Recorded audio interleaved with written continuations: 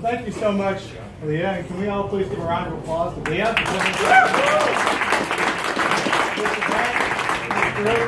Getting everyone together here is huge. Thanks to everyone for coming out. It's a small, intimate venue, which is exciting. I think we oversold it. Yeah. If it was sold at all, either way, we oversold it. So that's exciting. And how amazing is it that after 8 years of Barack Obama and Nancy Pelosi and Harry Reid, that we're having this discussion on the very same day that conservatives took control of the entire U.S. government. Yeah. And we have it all. In 2010, we took the House. In 2014, we took the Senate. In 2016, President Trump took the White House by storm under a promise of making America great again, right? And today, less notice, Neil Gorsuch was confirmed. Yeah. Giving us 5-4 advantage and complete control of government in Washington. So these are exciting times, but unfortunately, here in California, it hasn't been as great. We're outnumbered 2-1 in the state assembly and the state senate. They've got supermajorities that we can't pierce. Only 13 of our 53 members of Congress are Republicans. Neither of our senators are Republicans. So with a Democrat member of Congress representing us here in Ventura County and 2 Democratic senators representing our states, we don't have a seat at the table. In Ventura County, we don't have a voice, we don't have a seat at the table, and we just have to hope that Julia Brownlee does what she's supposed to do. And I'm going to tell you something, she hasn't been doing it. So that's our job, which is why over the next 2 years, I'm going to work very hard to earn your trust and earn your support and ask for your vote to kick Julia Brownlee out of office and elect me as your next representative.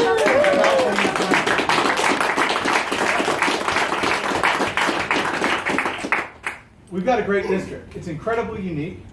Our district is diverse economically, demographically, industrially. The Department of Defense is our largest employer. Agriculture is our largest industry. We have national parks, and we have populated urban areas. We have over 42,000 veterans living here in Ventura County.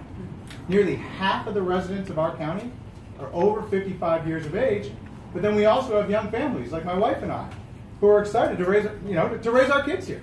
So it's diverse, it's exciting, and here's the thing. Each one of these groups is represented in this room. And there's one thing that all of us have in common. There's one thing we all share, which is our conservative values. They can't take that from us. No matter how many votes we get or don't get, they can't take that from us. And here's what they are, right? It's limited government. It's individual responsibility. It's fiscal responsibility. It's strong national defense. Diplomacy through strength. Free markets and lower taxes. Taking care of our veterans and our seniors who've worked so hard to give us the situation we have right now. And an absolute belief, an undeniable belief that government works for us and not the other way around. Yep. Yeah. So, they forget that sometimes. They forget that. We don't forget that, but they do. So when Leah told me what this group was all about, I couldn't have been more excited. Unifying conservatives to elect conservatives to represent Ventura County. It's exciting.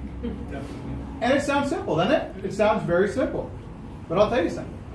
Before having children and moving back here to our community to raise our kids with their grandparents and their aunts and uncles and cousins, I worked in Washington, D.C. I worked for a member of Congress some people have heard of named Paul Ryan on the House Committee on the Budget.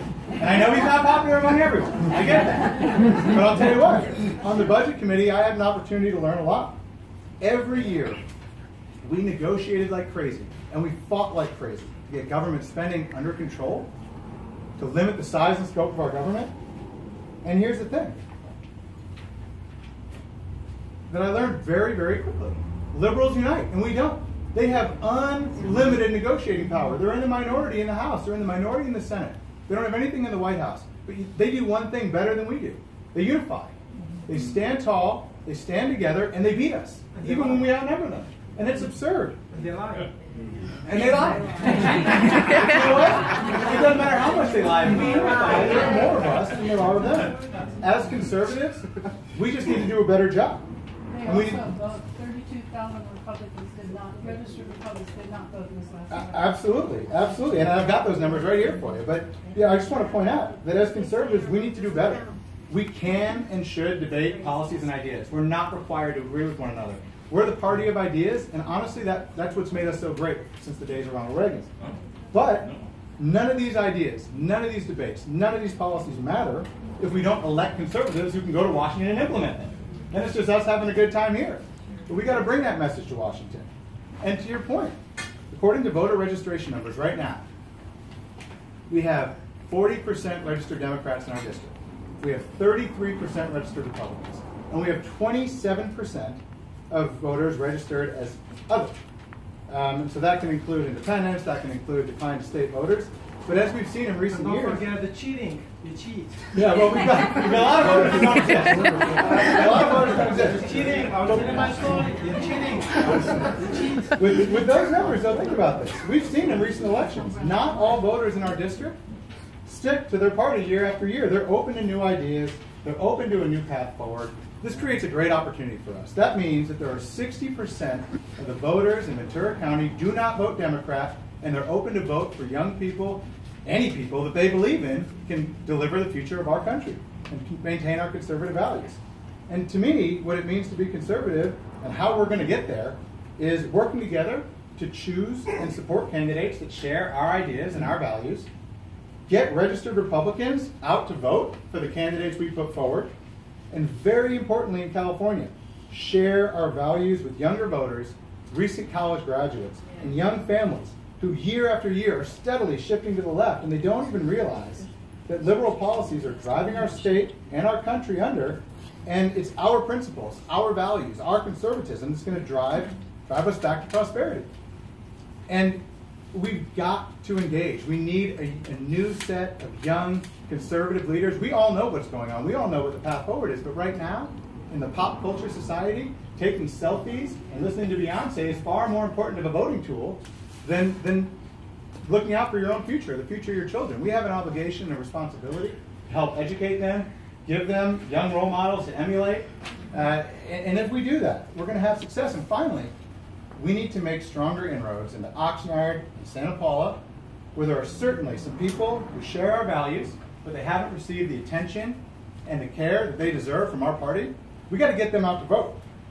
So that's how I think we're going to do this. I think we've got a great opportunity. I don't think it's doom and gloom. I think California can be on the verge of a resurgence. We would have said in 2008 and 2012, after the Obama elections, after Harry Reid and Nancy Pelosi drove our economy into the ground, we would have said it's over. In fact, I think I said it's over. But we fought. We fought, and we got it back. And Donald Trump won, which was unthinkable, statistically impossible. But he won, and we can do that in California. We just have to commit to our values, and we got to get the younger generations on board and help them understand what gave them this opportunity, this great life in the first place. Right. We're the greatest country in the history of mankind. We have been for more than 240 years under one specific set of principles, and now the youth of America has decided those principles don't matter anymore. Right. So shame on them, but let's take it upon ourselves to teach them and let them know that. So I've been talking long enough, and honestly, I'd rather hear what you have to say and take any questions you might have, but let me leave you with this. So I got a call from the White House yesterday, and I swear this is a true story. I promise you guys it's a true story. The woman on the phone was the White House political director for the Western region, which includes California. So we talked about the 2018 race. We talked about our plan for bringing conservative representation back to Ventura County, and of course we talked about how we were going to win. It was an exciting and fun conversation, and towards the end, she told me that she was just here on vacation. She said it was such a beautiful place, and I was lucky to live here. I agreed, naturally, but then she said, it didn't seem very conservative though. So I told her, come back in 2 years. It will be.